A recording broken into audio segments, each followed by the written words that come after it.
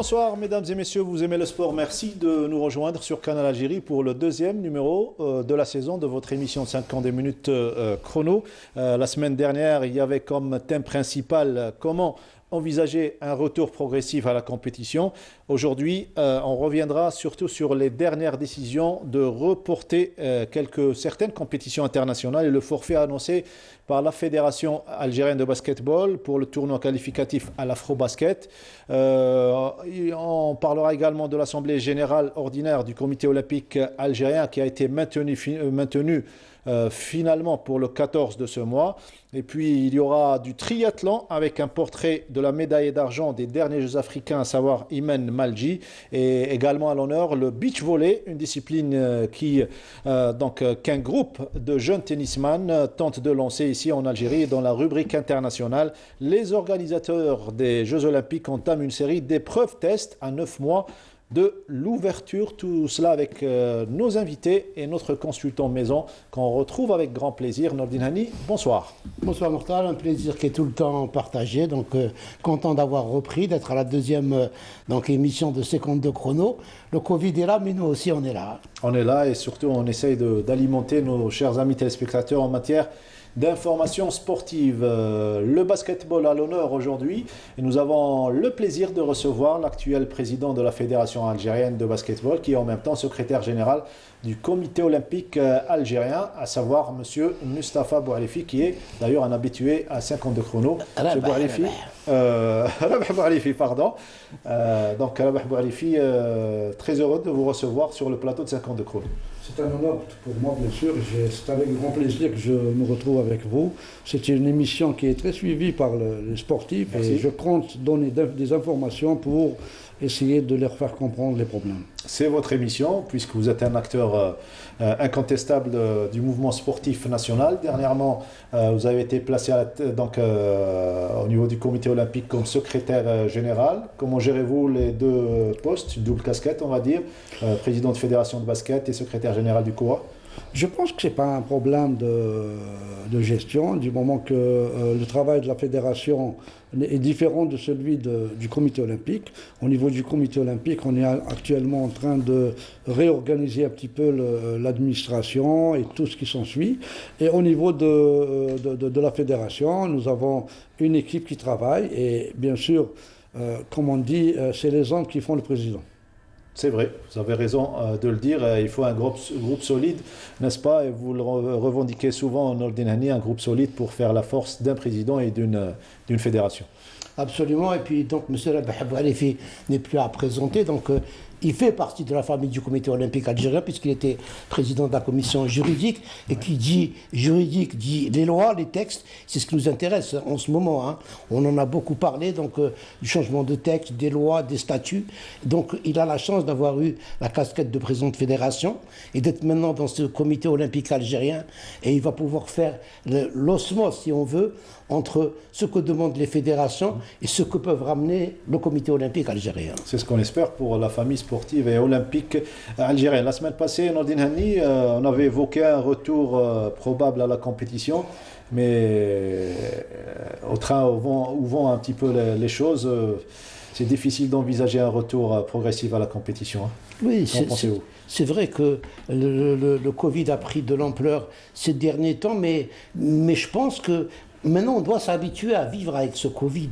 La vie de tous les jours, on essaye de tout faire pour que la vie de tous les jours ne sera pas pareil qu'avant, mais il faut continuer quand même. Et je pense que pour le sport, c'est la même chose. On est en train de se demander s'il faut reprendre. Moi, je pense qu'il faut reprendre parce que on a dit que si on continuait sur cette lancée, on va vers la catastrophe. Rester 8 mois sans avoir de compétition, c'est toute une génération de sportifs qui va disparaître, qui va complètement disparaître, et c'est grave. Donc je pense qu'au même titre qu'on essaye de trouver des solutions pour la scolarité, pour beaucoup d'autres domaines, il faut aussi trouver des solutions pour le sport algérien, parce que c'est une entité qui fait partie de la société et elle a un grand rôle dans la société. Donc je pense qu'il faut passer à une étape beaucoup plus avancée pour qu'on puisse reprendre un petit peu avec bien sûr toutes les normes.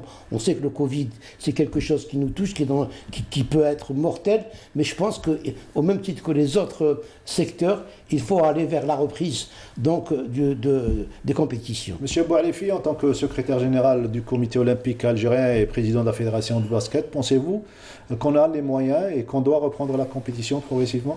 Bien sûr, c'est primordial tout d'abord. Comme le dit notre ami Nordin, on doit vivre avec. On ne peut pas rester à l'écart de ce qui se passe dans le monde tout d'abord. Partout dans le monde, les gens se sont adaptés aux situations pour essayer de trouver des palliatifs, pour essayer de redonner vie au sport. Nous, je pense qu'on est très très en retard. Le retard est maintenant devenu assez important puisque après 8 mois, il n'y a pas d'activité. Ça devient très très grave pour les athlètes qui se préparent pour des échéances internationales.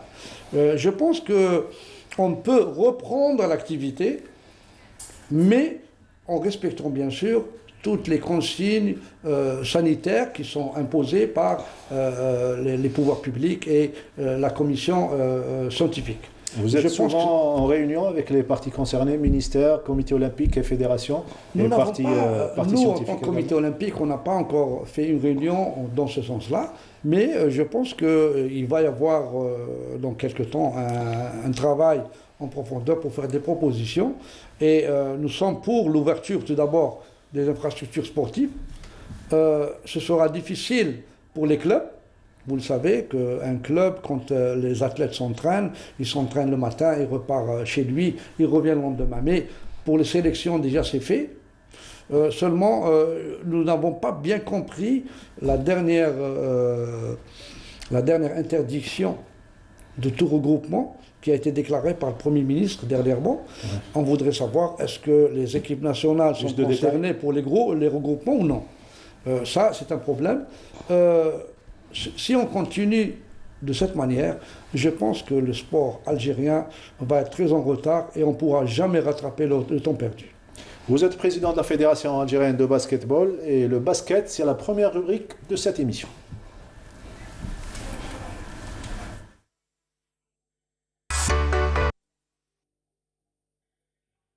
Voilà, c'est parti. Basketball, donc première rubrique. Ce qui fait la une, surtout, c'est cette décision de déclarer forfait pour le tournoi qualificatif à l'Afrobasket qui devait donc prévu du 27 au 29 de ce mois à Kigali, alors que le deuxième est programmé du 14 au 17 février 2021 à Bamako. Une décision mûrement réfléchie. Qu'est-ce qui vous a poussé, puisque dernièrement il y avait un stage et il y avait 3 joueurs, je crois, de l'équipe nationale et l'entraîneur Faïd Bilal qui ont été touchés par le Covid-19. Exactement, c'est une décision à qui on souhaite un propre établissement, Inch'Allah. C'est une décision qui a été très réfléchie, bien sûr, en accord avec l'entraîneur national, la direction technique. On a bien débattu le sujet. On a vu que cette situation est indépendante de la volonté de la fédération ou même des pouvoirs publics. Le Covid-19 s'est installé chez nous, comme partout dans le monde, et on devait s'adapter. On a commencé déjà la préparation de nos équipes nationales. Malheureusement, les dernières données actuellement, avec l'augmentation du nombre de malades, etc., a touché même le sport. Et notre fédération a été touchée parce qu'il y a 3 joueurs de l'équipe nationale qui sont malades. Nous avons l'entraîneur national également. Le médecin fédéral qui est membre au niveau du CNMS également est malade. Et nous avons au niveau administratif 2 ou 3 personnes qui sont malades. Donc la première décision qui a été faite, c'est déjà de fermer la fédération. On l'a fermée à partir d'aujourd'hui. Et pour les athlètes, nous ne pouvons pas participer à un championnat de niveau assez important en envoyant une équipe qui est amoindrie à peu près à 50%. C'est des joueurs qui sont préparés uniquement pour 2 stages, une vingtaine de jours. Est-ce que les gens conscients peuvent décider d'envoyer une équipe participer à un championnat d'Afrique aux éliminatoires dans ces conditions? Je dirais que non, parce que nous avons également des joueurs qui jouent en Europe, en France ou ailleurs. On devait les récupérer. Oui. Malheureusement, même si on les récupère, nous avons les joueurs locaux qui ne peuvent pas participer. Ils ne sont pas au même niveau. Donc on ne peut pas partir au championnat d'Afrique avec 5 joueurs préparés et les 7, non. C'est pour ça que la décision a été prise. Il n'y a pas de vol, tout d'abord. Oui. Au niveau de l'Air Algérie, où on a contacté Air France, on a contacté la Turkish. On avait même prévu de partir avec les Tunisiens. On devait se déplacer en Tunisie pour partir avec eux.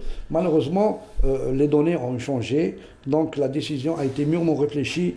Il n'est pas question que j'envoie une équipe participer à un championnat d'Afrique pour ternir un peu l'image du basket algérien et en même temps du pays.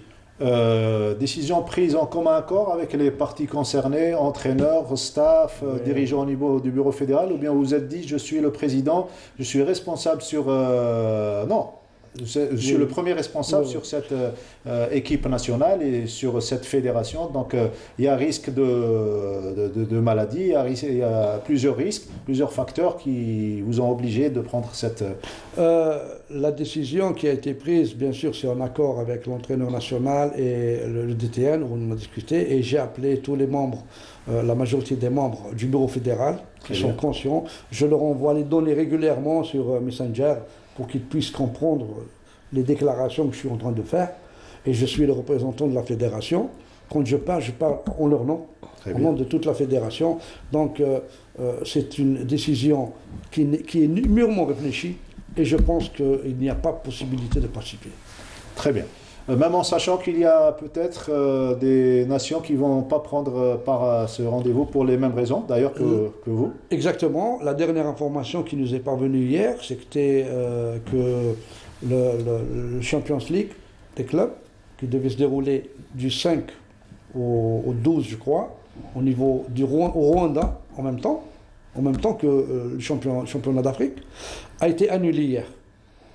Déjà, le fait d'avoir annulé le Champions League, qui est organisé également par FIBA et par le NBA, si ça a été annulé, nous attendons, Inch'Allah, peut-être qu'il va y avoir également l'annulation du tournoi du Rwanda. On attend. Annulation ou report? Je dirais report. Report. Très bien. Votre avis en tant que consultant, Nordin Hani? Je pense qu'à situation exceptionnelle, il faut une décision exceptionnelle. Et puis, moi, je pense qu'il faut revenir graduellement, mis à part peut-être les athlètes et les disciplines qui sont qualifiées pour les Jeux Olympiques ou pour les championnats du monde, donc, et également pour les Jeux méditerranéens, on ne doit pas se précipiter. On doit revenir graduellement. Pour revenir graduellement, il faudrait que toute la discipline revienne sur les terrains. Parce qu'avoir une équipe nationale et ne pas avoir de championnat, ne pas avoir de compétition intermédiaire, ça ne sert à rien. Ça ne sert absolument à rien. C'est revenir pour revenir. Et pour ajouter de l'eau à votre moulin, M. Boualifi, sachez que la Fédération mondiale de badminton a annoncé hier, dimanche, sur son site, le report à des dates ultérieures de plusieurs compétitions internationales, dont 4 étaient programmées sur le continent africain durant les mois de novembre et décembre. Donc la Fédération de basket pourrait emboîter le pas. Elle pourrait éventuellement emboîter le pas parce que la proposition qu'on a faite à la Fédération internationale, ça fait exactement 1 mois et demi que je l'ai faite. Oui. La première fédération qu'on a fait cette proposition, on leur a dit, au lieu de faire jouer les rencontres, les tournois éliminatoires au Rwanda et au Mali, faites-les jouer au Mali, on décale de 2 mois, faites-les jouer au Mali et on jouera aller-retour en même temps sur place. Ils ont voulu faire la partie aller au niveau du Rwanda et le retour au Mali. Donc c'est ça qui a perturbé un petit peu la situation. Très bien, donc c'est clair, on n'ira pas. Au tournoi qualificatif, en attendant une décision peut-être du report de ce tournoi qualificatif à l'Afro-Basket qui est prévu du 27 au 29 novembre. Ça, c'était pour le basket. Autre information importante. On a évoqué le report cette semaine, probable report de l'Assemblée générale ordinaire du Comité olympique algérien, confirmé aujourd'hui. En ce qui concerne l'Assemblée générale, toutes les données plaident pour qu'elles soient maintenues tout d'abord. Je tiens à confirmer aujourd'hui que l'Assemblée générale sera bien tenue le 14 de ce mois. Et tous les membres de l'Assemblée générale seront présents pour qu'on organise en bonne situation. Et pourquoi cette nécessité de maintenir à cette date? Ce n'est pas une nécessité, mais quand même, je pense que nous avons eu des contacts avec les pouvoirs publics qui ont confirmé que toutes les assemblées générales peuvent se tenir. Les assemblées, les opérations statutaires qui sont prévues au niveau des fédérations, des ligues, des clubs, pour pouvoir faire leurs élections, même au niveau des clubs. Donc je pense que la nécessité, c'est pour ne pas décaler un petit peu le calendrier des élections futures pour les fédérations et pour le comité olympique, etc. Très bien, on parle d'olympisme et nous arrivons à la rubrique Olympica.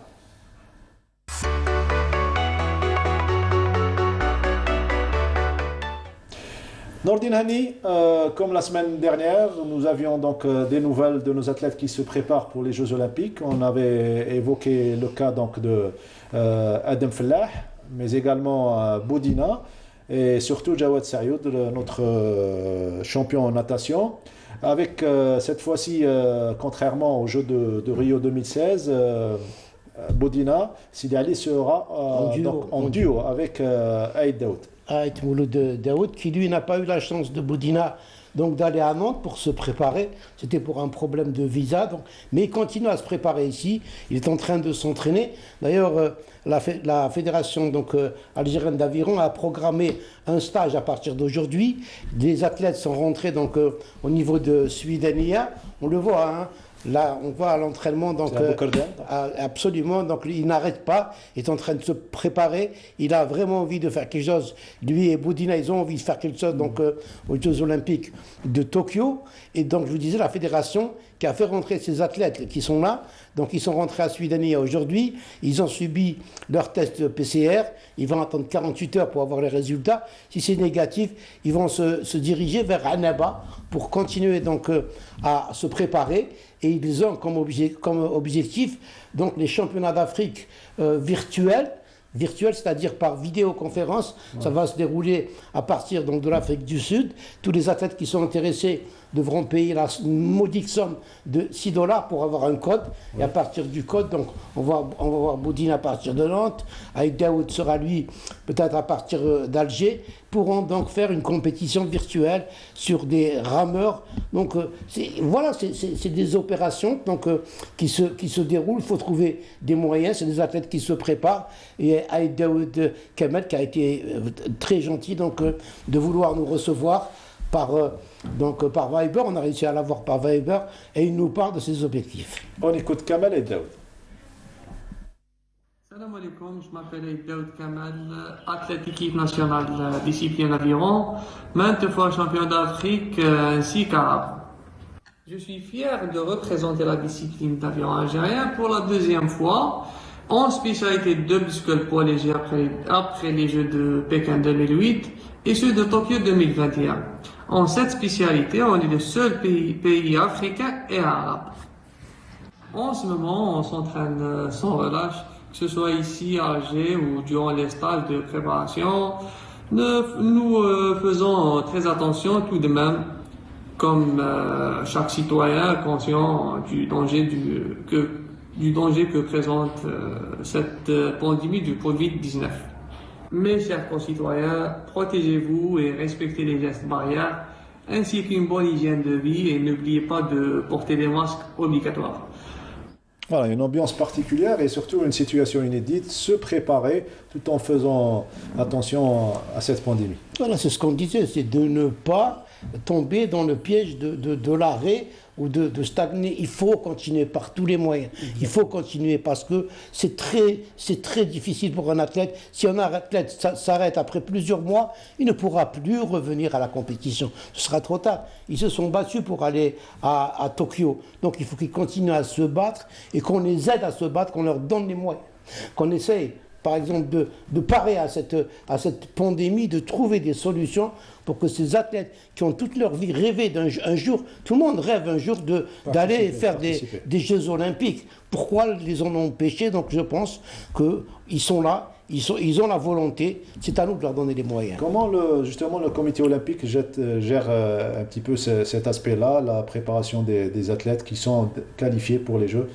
Tout d'abord, la préparation, ce n'est pas le comité olympique, c'est les fédérations qui en sont responsables. Mais nous, en tant que comité olympique, nous sommes prêts, bien sûr, à donner tous les moyens en notre possession. C'est l'objectif et l'un des points les plus importants qui a été déclaré par le président du comité olympique lors de son installation.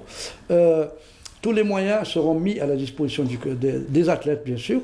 Maintenant, pour les boursiers, nous avons déjà commencé à débloquer les bourses, parce qu'il y avait un gros problème avant, quand il y avait le litige entre fédération et comité olympique, les fédérations refusaient de venir au comité olympique pour prendre les bourses. Donc maintenant, on a débloqué la situation.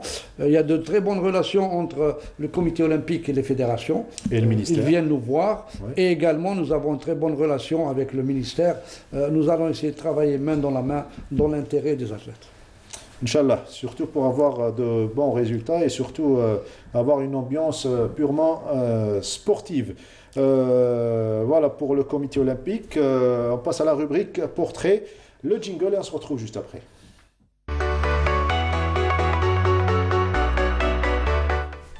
Vous aimez le triathlon? Une nouvelle discipline?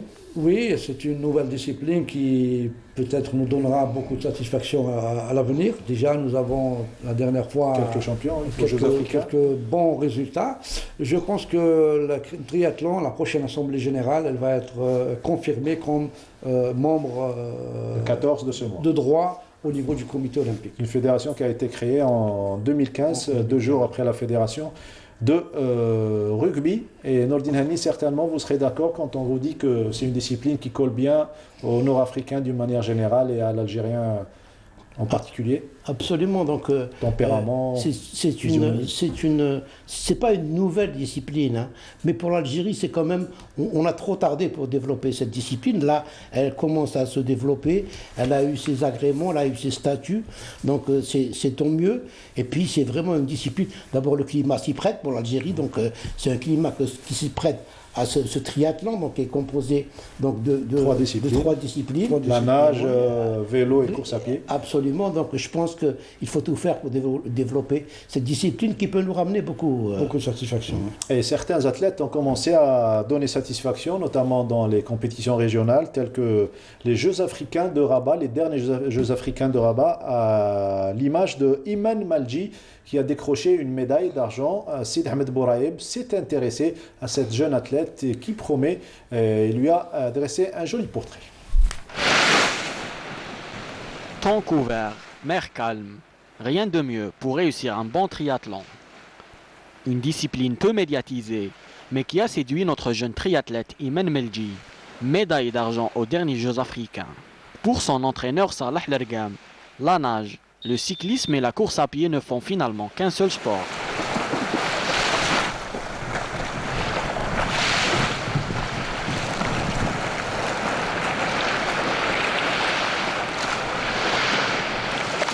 C'est un enchaînement de 3 disciplines.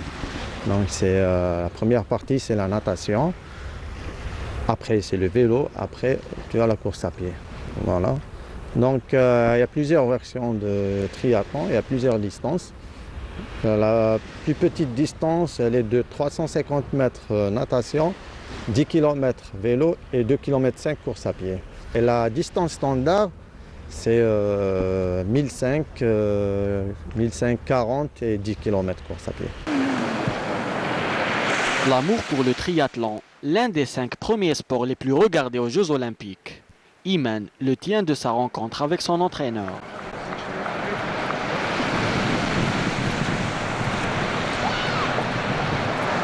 Tout d'abord, j'étais ex-nageur de l'équipe nationale de natation et mon entraîneur Salah Lergam a vu en moi un profil de triathlète. Donc il m'a proposé de commencer ce sport. J'ai tout de suite accepté et maintenant ça fait 1 an que je fais ce sport. La médaillée d'argent aux derniers Jeux africains et comme la plupart des athlètes, a trouvé beaucoup de difficultés d'adaptation avec la situation sanitaire.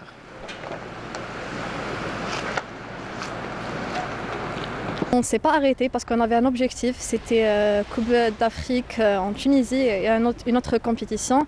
Mais malheureusement, la dernière minute s'est annulée.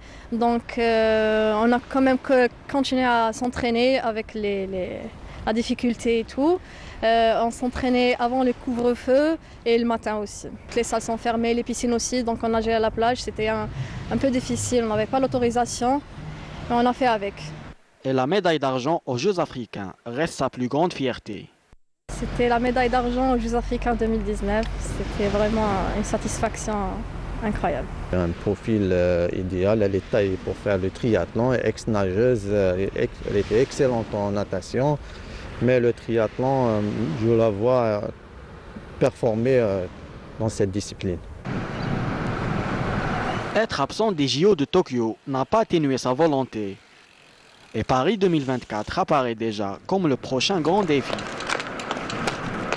Donc malheureusement, on a raté ces qualifications pour les Jeux Olympiques 2020 au Tokyo parce que notre système il est un peu compliqué avec les points. Et nous, ça fait même pas un an qu'on a commencé ce sport, donc c'est impossible d'arriver pour avoir aussi de points pour participer. Inch'Allah, pourquoi pas participer aux Jeux Olympiques Paris 2024, c'est un objectif.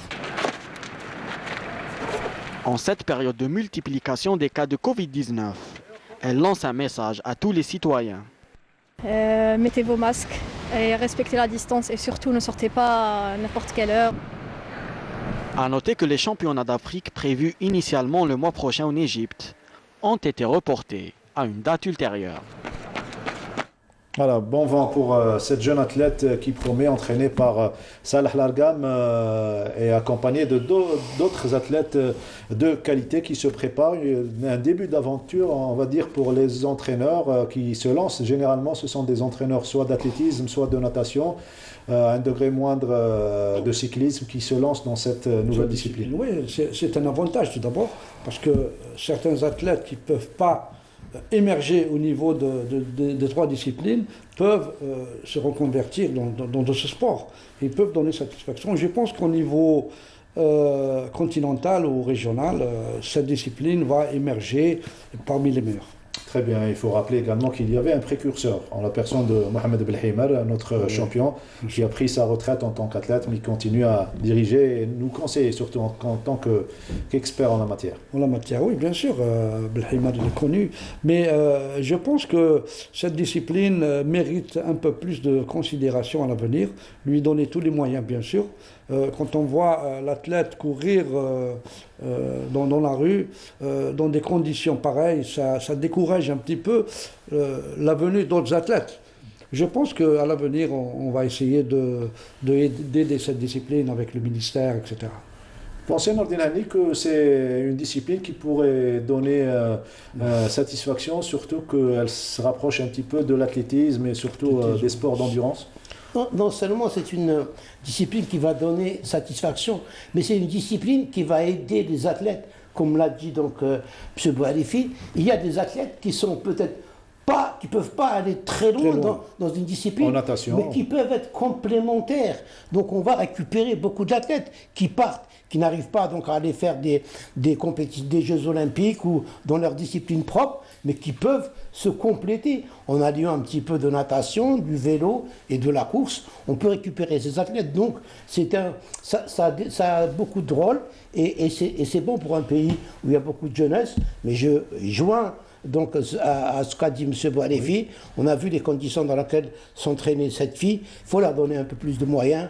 On a vu qu'elle sortait d'une maison, qu'elle se retrouve sur du goudron. Donc il faut leur donner les moyens. Le jeune Algérien, donnez-lui des moyens et vous allez voir qu'il peut réussir. Et je pense que le triathlon fait partie de ces disciplines. Nordinani, vous êtes avant tout un technicien. On comprend à travers vos propos qu'on est un petit peu dans le flou et c'est une nouveauté pour le technicien algérien en matière de triathlon.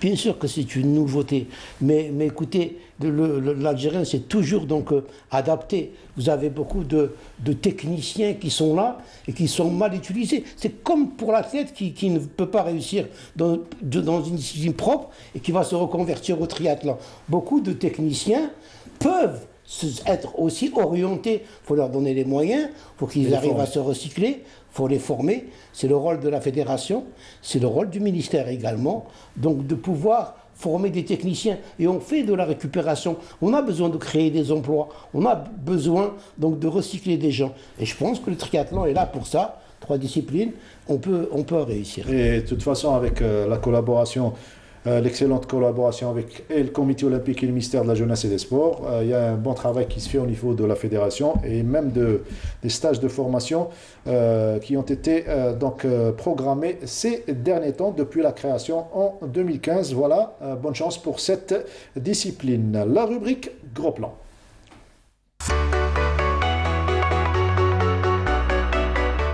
Voilà, l'actualité internationale avant de prendre connaissance de quelle discipline s'agit-il dans la rubrique Gros Plan avec notre collègue Sarah Derbal. La rubrique internationale dominée surtout par les informations concernant les Jeux Olympiques de Tokyo avec les premiers tests,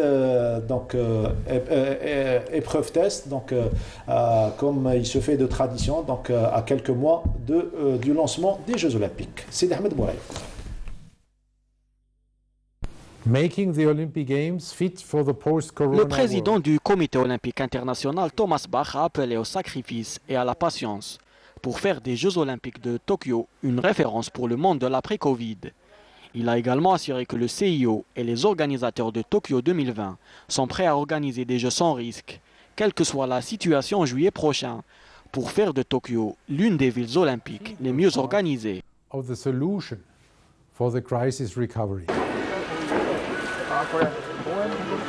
Et à 9 mois de l'ouverture, et comme le veut la tradition, les organisateurs ont entamé dimanche une série de compétitions tests et la gymnastique a été la première. Une épreuve à laquelle ont participé 22 athlètes en provenance de Chine, de Russie et des États-Unis, devant une foule de quelques milliers de spectateurs. Avant de participer, les athlètes étrangers ont dû se soumettre à une quarantaine obligatoire de 14 jours à domicile, avant d'être confinés dans leur chambre d'hôtel à Tokyo. Ils ont également été soumis à des tests de dépistage quotidien de la Covid-19.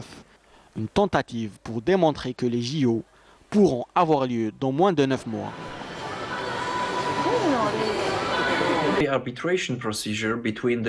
Une décision dans une procédure historique qui pourrait priver la Russie de son identité aux Jeux Olympiques devrait venir d'ici 2 mois, a indiqué le tribunal arbitral du sport. Après une audience de 4 jours, le TASS a indiqué qu'il s'attend à ce qu'un comité de 3 juges rende une décision qui sera annoncée aux parties d'ici la fin de l'année. Au cœur de l'affaire, la base de données du laboratoire antidopage de Moscou, qui a longtemps été scellée par les autorités russes, avant d'être remis aux enquêteurs de l'AMA l'année dernière.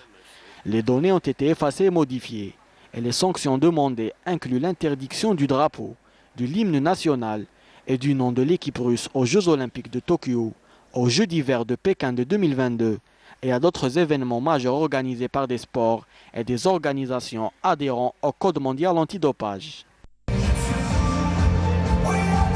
Vainqueur à Paris-Bercy, le Russe Danil Medvedev remporte son premier titre de la saison.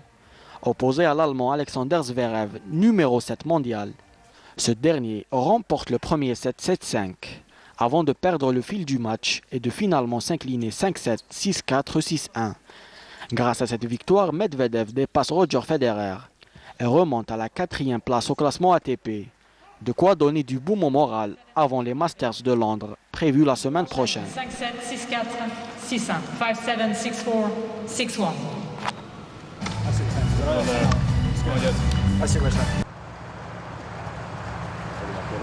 On finit par du golf. L'Australienne Minjee Lee a remporté son premier titre LED à l'Omega Dubai Moonlight Classic en play-off. Un seul trou et un incroyable putt ont suffi à l'Australienne pour battre la Française Céline Boutier dans une finale passionnante au clair de lune. C'est assez spécial d'être ici pour jouer la nuit. C'est une semaine vraiment amusante, a déclaré la gagnante. Le 12 novembre, le LED sera en Arabie Saoudite. De belles images que nous propose chaque lundi Sid Ahmed Bouraï. Président, on vient de le voir.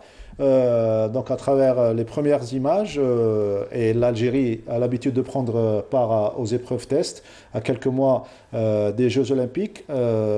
D'autres nations ont eu la chance d'être présents, que certains pays asiatiques et européens.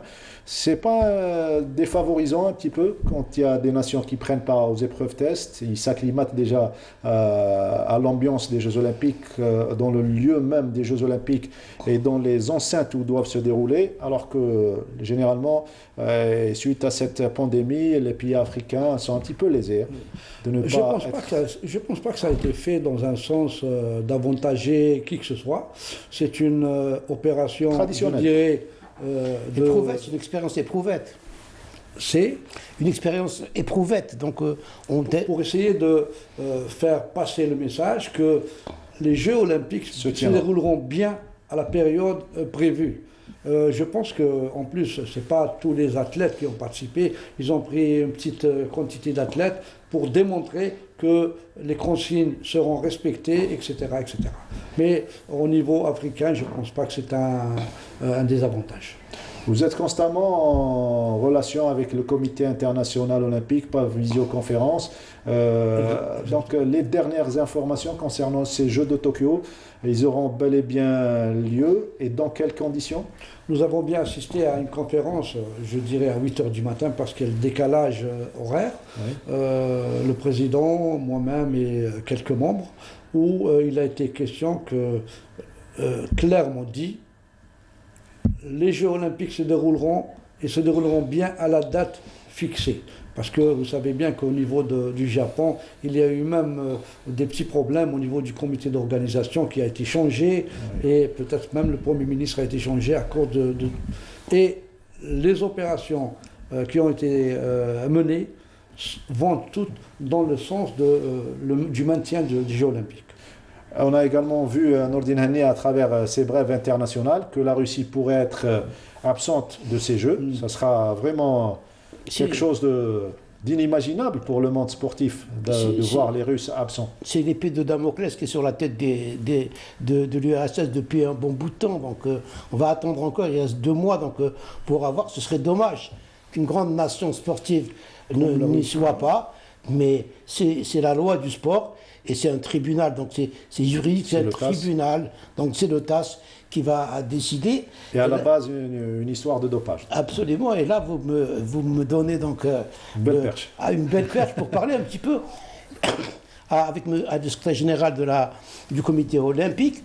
Alors, on parle de TAS, TAS international, mais ici dans notre pays, beaucoup de sportifs, beaucoup de gens qui avaient des affaires avec le TAS, semblent un petit peu, donc ne sont pas tout à fait d'accord. Et la raison est, le TAS dépend du comité olympique algérien. Donc on pense qu'il y a une question de juge et partie.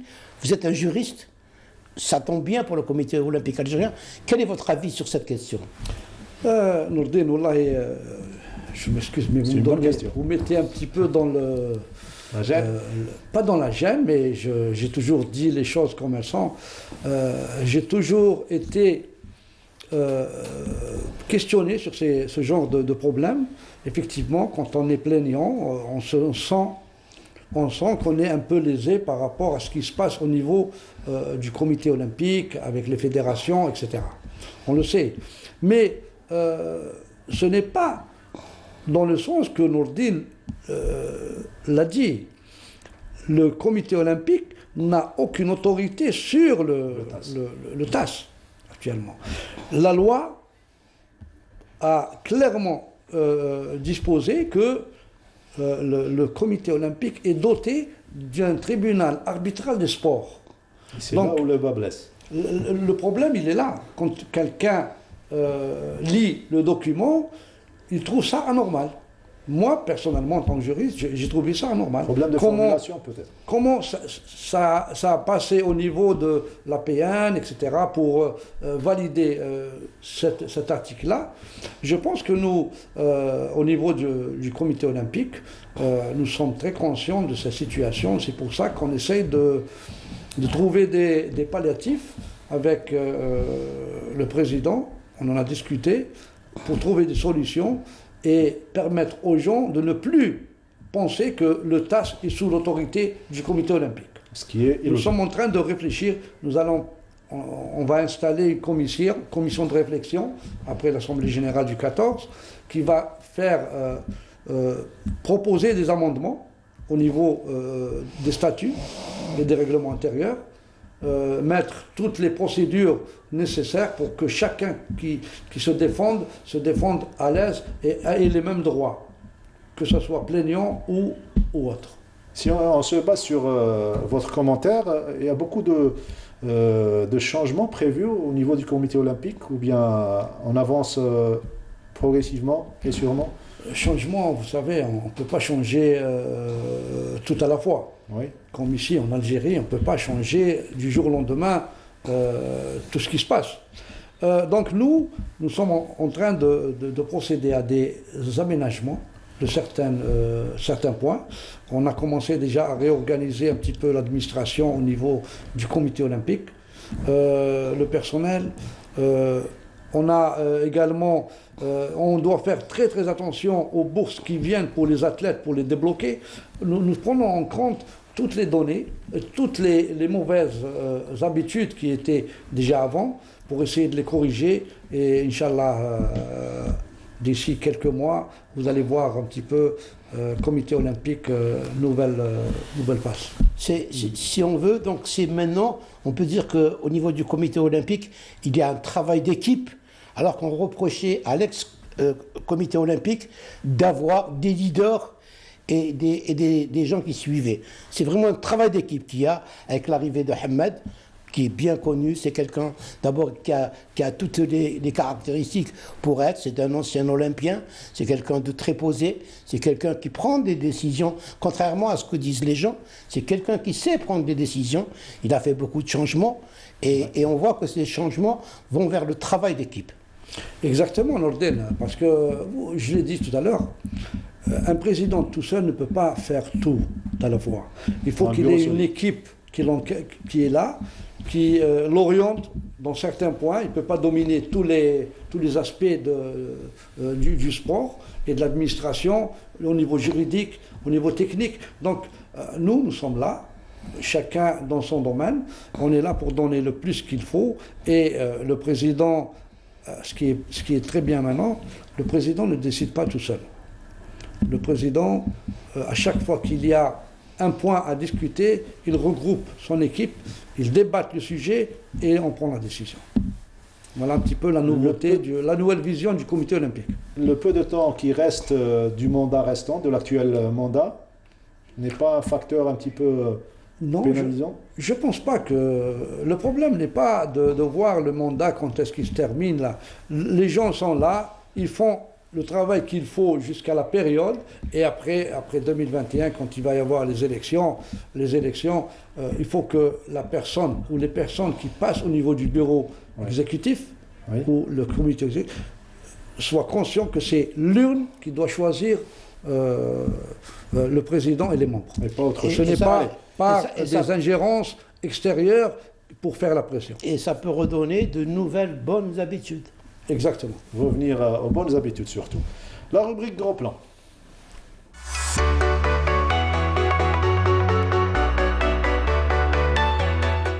Et cette fois-ci, on va s'intéresser à une discipline, le beach tennis, une nouvelle discipline qu'on essaye d'introduire ici en Algérie. C'est plutôt un groupe de jeunes tennisman qui a l'intention de lancer cette discipline. Et Sarah Derbel, notre reporter, s'est penchée sur ce cas et surtout a suivi donc ces jeunes dans une belle journée où on peut pratiquer du beach tennis.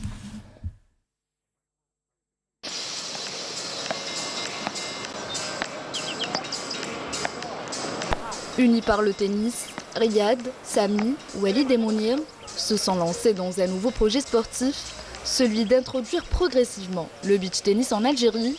Et aussitôt lancé, l'initiative a séduit plus d'un. D'accord, merci. Allez, au suivant. Les joueurs, s'il vous plaît. Quelques raquettes, des balles et 2 filets suffisent pour entamer l'aventure. Première étape, un bon coup de promotion à travers le territoire national. Question d'avoir le maximum d'informations avant d'enclencher la seconde vitesse. Il commence à être initié un petit peu partout dans le monde. C'est devenu un sport officiel olympique. Donc ce qu'on veut, c'est qu'on veut l'officialiser au Dzaïr. On a commencé un petit peu les procédures pour l'officialiser au niveau ministère et fédération. En tout cas, là, ce qu'on est en train de faire, on fait du bénévolat. On organise des journées portes ouvertes pour que les personnes naissent et يتعلموا يقدروا يلعبوا اللي حاب يجي يلعب يلعب. انا نعطي لهم à disposition tous les raquettes et les filets. C'est les moyens تاعنا كاين جماعات هما اللي راهم يجيبوا لنا لي راكات هما اللي راهم يجيبوا لنا لي بال وهما اللي راهم يبلاصيو لنا لي فيلي. دونك دوكا هكذايا شاك ويكاند رانا نبلاصيو كالكو بار. عندنا une page Facebook team beach tennis team DZ. Donc on est une bande d'amis, ça fait depuis l'année 2012 qu'on joue au beach tennis au niveau de la plage de Zeralda. Et à chaque année, on essaye d'organiser un petit tournoi pour faire démocratiser un peu le beach tennis.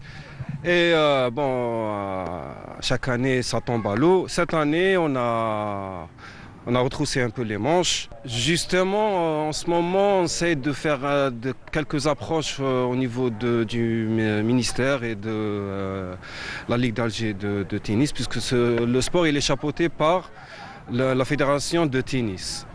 Donc, pour le moment, on a des échos positifs. Et Inch'Allah, plus tard, pourquoi pas avoir une équipe nationale qui va représenter l'Algérie dans des tournois internationaux. Et ce qui est bien aussi, on a eu le retour de beaucoup de joueurs avec nous, de tennis, de beach volley, après cette découverte. Donc on peut dire qu'en ce moment, on a eu quand même pas mal d'objectifs déjà. Et on espère continuer comme ça. Une initiative très appréciée par les tennisman algériens, mais aussi par d'autres sportifs. On n'a pas commencé les entraînements à cause du Covid. Ça peut nous aider, surtout quand on joue sur le sable. C'est bien pour les jambes. Et je pense que oui, c'est une bonne initiative. Ça nous rapporte beaucoup d'expérience surtout et ça nous laisse avoir confiance en soi-même. Et surtout, ça joue mentalement. Et d'un côté, au niveau de la fédération, c'est vrai, il n'y a pas beaucoup de compétition, donc ça nous aide à profiter et à avoir l'ambiance aidée. Donc avant l'épidémie, on ne jouait pas beaucoup. Donc avec l'épidémie, là, on est vraiment en pause. Donc cette discipline nous aide à nous remettre en jeu. Ça m'a vraiment plu ce genre de sport parce qu'il est vraiment très proche du beach volley. C'est les mêmes principes, le terrain c'est la même dimension, ça se joue à deux, il y a la même ambiance. En plus il y a une ambiance très chaleureuse ici, familiale, c'est une copie du beach volley. La position géographique de l'Algérie déjà et le climat que l'Algérie donc on ne peut que favoriser ce genre de sport qui est le sport de plage, entre autres le beach volley, le beach tennis, le beach soccer, le beach badminton, il y a beaucoup de disciplines. Et pour plus d'équilibre, la jante féminine s'invite elle aussi au projet. Noudi, Doria et Samara, deux anciennes joueuses de tennis, qui attendent avec impatience le week-end pour se joindre au groupe. Malheureusement, on ne peut pas jouer au tennis, donc on est un petit peu parti sur le beach tennis et c'était une très bonne occasion. C'était le moment en fait de lancer le beach tennis, donc voilà, on est à fond. Ça commence à prendre l'ampleur, il commence réellement à s'intéresser. J'espère de tout cœur que le wazir تاعنا وزير الرياضة راح يدعم هذه la discipline un peu partout في ولاية الجزائر. Et j'invite vraiment les gens à nous rejoindre. Au lieu de s'inscrire dans une salle de sport, vu que les salles de sport sont fermées maintenant, au lieu de s'inscrire, on vient là. Déjà, moi personnellement, je viens en famille. J'ai avec mon enfant, avec mon mari, on joue, on est au top. Et on vient tous les jours après le boulot. On vient, on fait 1 heure, 1 heure et demie de sport en famille. Donc c'est cool.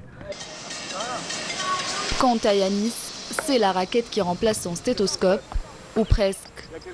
Chirurgien de formation, il y participe pour se ressourcer, sans pour autant oublier ses gestes habituels. Son instinct de médecin prend le dessus de temps en temps, une manière de joindre l'utile à l'agréable. J'apporte un plus pour moi-même surtout parce que ça m'apporte énormément de bien, ça fait un petit équilibre. Il faut dire que c'est un sport très physique, les déplacements sur sable sont très consommateurs d'énergie et l'ambiance y est de rigueur. On est vraiment tous de bonne humeur, on est tous contents, ça se passe au bord de l'eau. Que dire de plus, franchement. Et ce qui est bien, c'est que c'est un sport très accessible et les gens progressent en 1 heure, 2 heures de temps, donc ils reviennent et ça ramène du monde et voilà, on est tous contents et c'est parfait.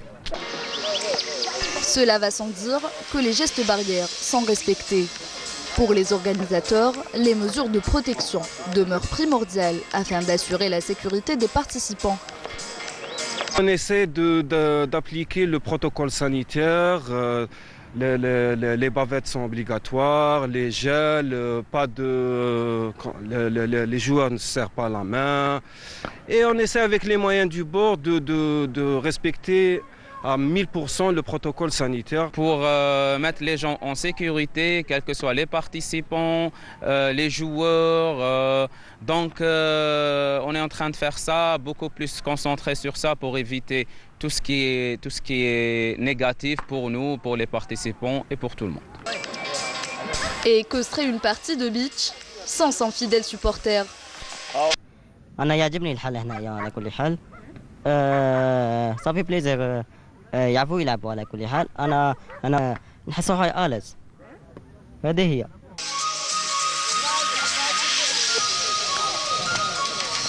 Voilà.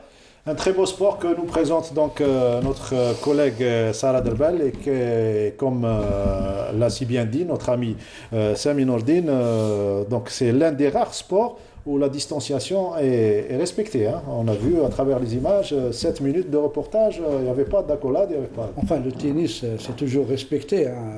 Il n'y a pas de contact, mais je pense que c'est un sport quand même qui peut se progresser rapidement. Ça vous donne des idées en tant que comité olympique? Oui, bien sûr. C'est déjà le climat au niveau de notre pays s'y prête. Je pense que la fédération de tennis et de volley, etc., peuvent commencer déjà à lancer cette discipline au niveau de certaines wilayas qui s'y prêtent, bien sûr. Et le comité olympique est là pour également les aider pour essayer de lancer cette discipline. Ça, une bonne nouvelle. Donc vous ouvrez les portes à ces jeunes pour... Oui, bien sûr, bien sûr. Nous, au niveau du comité olympique, toute initiative qui va dans le sens du sport, de développer le sport et de regrouper les jeunes, bien sûr, je pense qu'elle est la bienvenue. Surtout en prévision d'une participation à des Jeux méditerranéens de plage, par exemple. Inch'Allah. Comme au Cap-Vert, il y a les Jeux de plage, on pourra éventuellement préparer ça pour l'avenir. Alors rapidement, Président, vous êtes secrétaire général, il faut le rappeler encore une fois. En même temps, vous êtes président de la Fédération algérienne de basketball. Comment compte M. Boualifi aider cette discipline qui est olympique, il faut le rappeler, le basket? La discipline, vous parlez de... Le basket. De basket. Oh là, je suis un peu gêné parce que je suis président de la fédération de basket. Vous devez savoir que, en ma qualité de membre, j'ai jamais demandé une aide du comité olympique parce que c'est un peu gênant d'être dans une organisation et demander pour soi-même cette aide. Nous allons essayer d'aider cette discipline, bien sûr, tout d'abord en comptant sur nous-mêmes, sur la fédération et les hommes qu'il y a à l'intérieur. Maintenant, si le comité olympique peut aider en matière, c'est pas en matière de discipline, c'est peut-être surtout en matière financière, si on a des besoins, on peut demander des prêts, etc. C'est tout. Un dernier mot, un message pour la famille du basket, rapidement. Pour la famille du basket, je leur dis qu'il ne faut pas trop s'inquiéter pour notre participation. Il n'y a aucune retombée négative sur notre discipline pour l'avenir. Inch'Allah, le basket reviendra à son niveau. Merci M. Boualifi d'avoir été parmi nous aujourd'hui. On vous souhaite bonne chance dans les 2 missions. Nordine Hani, on se retrouve lundi prochain pour une 3e émission riche en informations. Merci à toute l'équipe du studio numéro 7. Merci au staff journalistique. Et merci à donc, notre réalisatrice Amel Benbatouche et notre script Youssef Issad. À lundi prochain.